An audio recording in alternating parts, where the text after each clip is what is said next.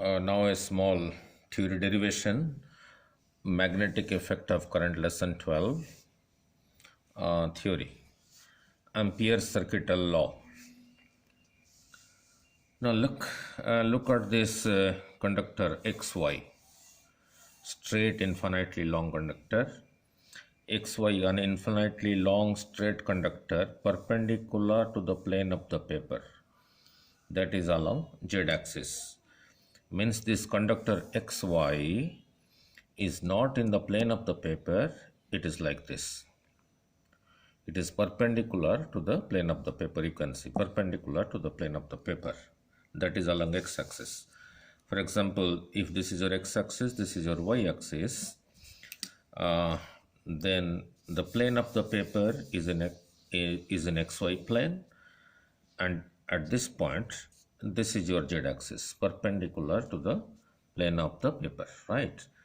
Means unit vector along x-axis is I cap, is along the plane of the paper, is on the plane of the paper. Unit vector along y-axis j cap is also in the plane of the paper, and the unit vector k cap, which is along z-axis, is perpendicular to the plane of the paper. And this xy is an infinitely long conductor perpendicular to the plane of the paper. Now I is equal to current in it. Now at a distance, perpendicular distance r, at the point P, OP is equal to r. I have considered this imaginary circular path around the wire xy. OP is equal to r, radius of an imaginary closed path considered around the conductor xy. Means this is your conductor xy along z-axis, and this is circular path, imaginary path. This imaginary circular path, which is in the plane of the paper, is like this, and from the center this is the z-axis, and this point is x, this point is y, and this is infinitely long, and this distance is r, right? R. So since this is infinitely long, at this point the magnetic field will be like this, because IL is to this side, R is to this side. So IDL cross R will be to this side. So since it is infinitely long, at the point P here, the magnetic field B will be, as I have explained you in previous lessons, mu naught by 4 pi 2I by R. So this is the closed path.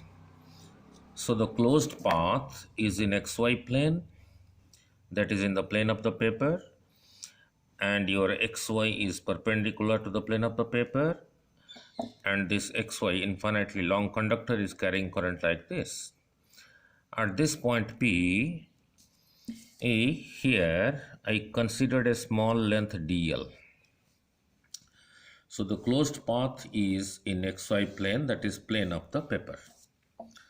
Now since xy is infinitely long, at a perpendicular distance r, here the magnetic field B will be mu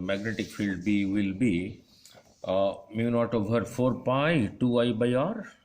Magnetic, this I have derived in previous lessons, and B is parallel to y-axis. Now look, let me explain you again.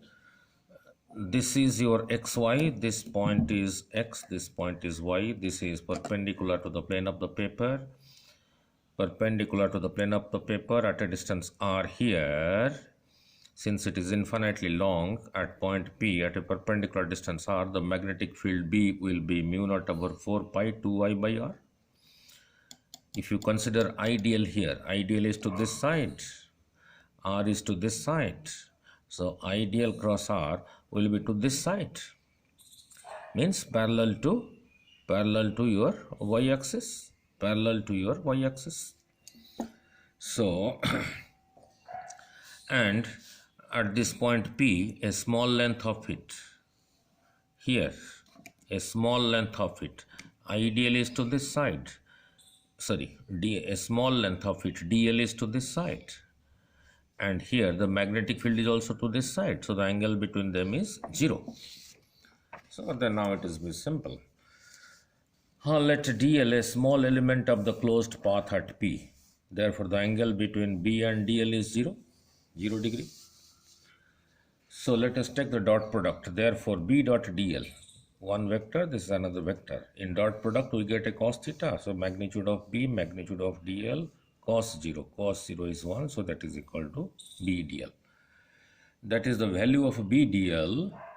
That is the value of B dot dl at this point. But this closed path has many such dl here, dl here, dl here, dl here, dl here, dl here, dl here, dl here, all throughout. And the whole conductor xy also has magnetic field here, here, here, here, here, at all points. So at each point, if you consider B dot dl, since the angle between them is 0, so B dot dl is equal to just B dl. So here I considered B dot dl, that comes out to be magnitude of B, magnitude of dl, because cos 0 is 1. And we have many such B dot dl all throughout this closed path. So let us take the integral of it. Therefore, B dot dl, this means along a closed path. B dot dl is equal to B dl. B is a constant taken out, so integration of dl. So for an infinitely long conductor at perpendicular distance r, B was mu naught over 4 pi 2I by r. Integration of dl is L, its value from 0 to 2 pi r. That is, I am integrating B dot dl along this closed path, from this point to this point along this closed path. So 2 pi r comes here, minus 0. So mu naught over 4 pi 2I over r into 2 pi 2 to 4, which cancels with this, pi cancels with this, r cancels with this. So I am left with mu naught times I. So the integral of B dot dl along a closed path is equal to mu naught times I. Remember it like this, mu naught times the current passing through that closed path. Remember it like this, mu naught times the current passing through this closed path. Through this closed path, the current passing is I. So B dot dl is equal to mu naught times the current passing through this closed path.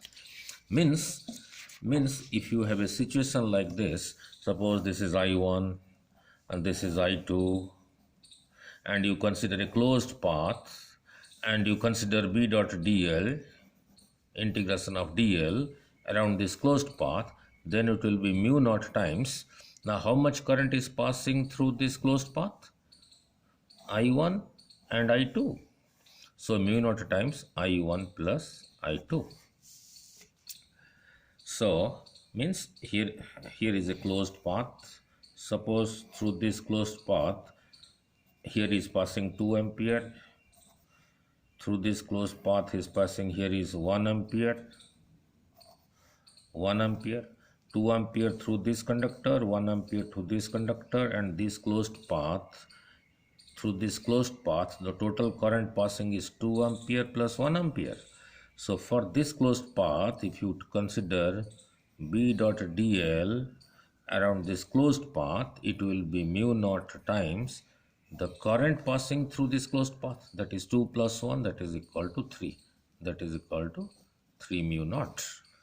You have to remember the amount of current passing through that current into mu naught is the integral of B dot dl.